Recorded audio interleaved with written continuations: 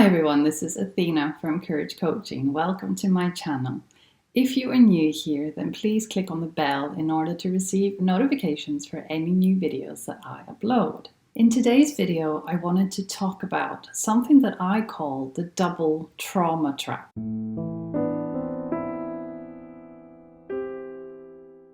Now, the double trauma trap means that we not only have one parent with narcissistic personality disorder, but that we actually have both parents that suffer with this disorder.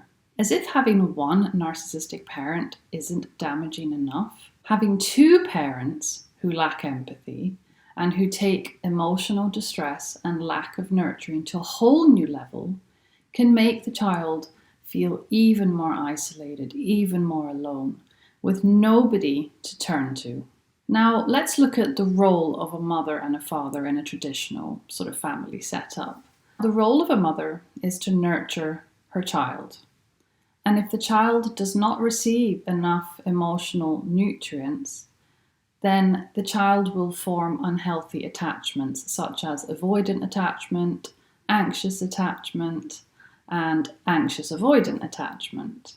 Now, attachment theory emphasizes that certain emotional nutrients such as eye contact, skin contact, attuning to an infant's emotions by feeding and soothing the child are very important for the child's healthy development.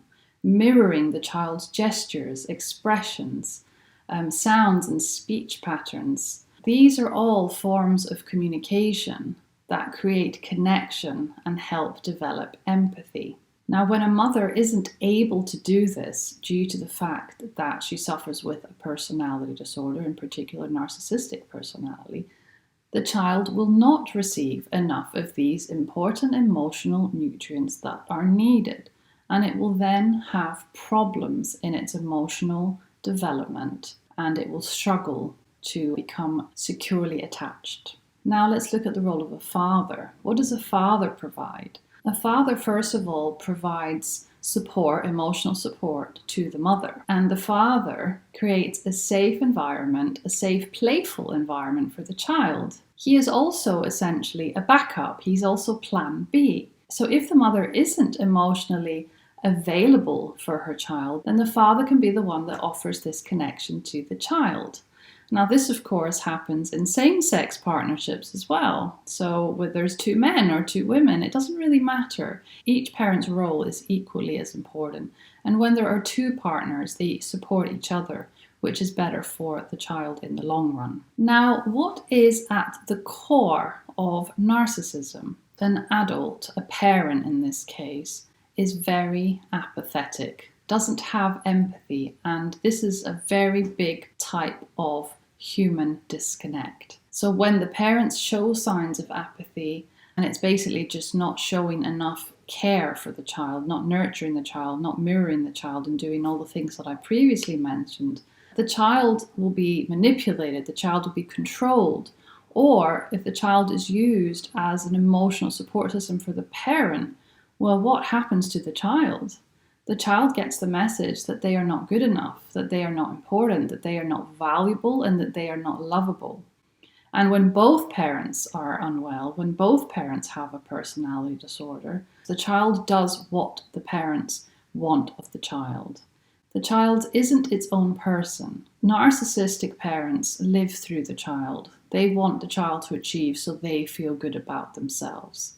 They need the child to always do as they say, so they feel good, so they feel safe. It isn't about the child's emotions. It isn't about the child's well-being. So the child will be neglected. The child will be abused. The child will be blamed for everything. The child will develop negative core beliefs, unhealthy beliefs about itself, and it will end up becoming a people pleaser. It will look for ways to please mum and dad. And if it fails, it gets punished. So it learns this really well. You know, in many families, many individuals can at the very least, turn to one parent for support. Even if the other one isn't well, even if the other one is an alcoholic, they may still have one parent who is able to provide unconditional love and empathy and nurturing. But when a child doesn't have that other parent and is completely alone, when that child doesn't even have siblings that it can rely on, then it feels completely and utterly isolated. So there is no escape, there is no other safe adult for the child to turn to. And it will grow up longing for love, will feel desperate to be loved because it will not have had parents that were emotionally there for it. It will grow up being emotionally deprived. And it will yearn for connection, but it will be very anxious and very depressed.